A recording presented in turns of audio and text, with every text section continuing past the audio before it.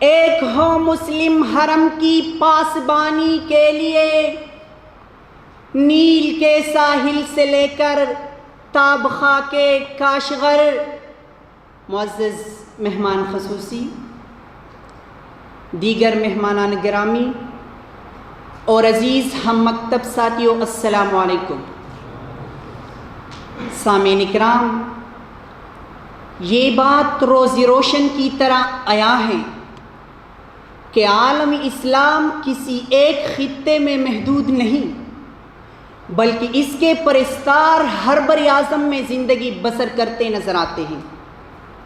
بالخصوص براعظم ایشیا اور افریقہ میں مسلمانوں کی تعداد کروڑوں میں ہے، اور کم و بیش 55 ملکوں پر مسلمانوں کی آزاد اور خود مختار حکومتیں ہیں، جن میں توحید اور رسالت کی پرستاروں کی تعداد 1.5 ارب نفوس سے بھی زیادہ ہے۔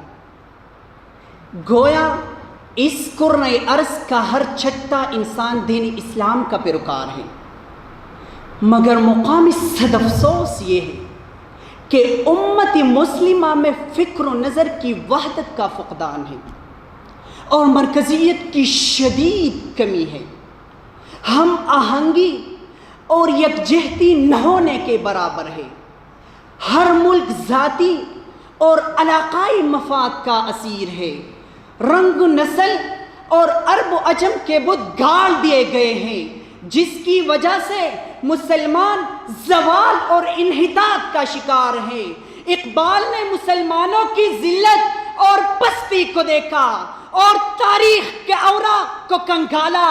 اقبال نے اپنی آنکھ سے اسپین کی بدحالی کو دیکھا، قرطبہ کو دیکھا، قرطبہ کی جامع مسجد کو گوڑوں کا استبل بنا ہوا دیکھا، غرناطہ کو دیکھا تو تڑپ کر کہا، غرناطہ بھی دیکھا میری آنکھ نے لیکن، غرناطہ بھی دیکھا میری آنکھ نے لیکن، تسکین مسافر نہ سفر میں نہ حسر میں، دیکھا بھی دکھایا بھی سنایا بھی سنا بھی، دیکھا بھی دکھایا بھی سنایا بھی سنا بھی، ہے دل کی تسلی نہ نظر میں نہ خبر میں۔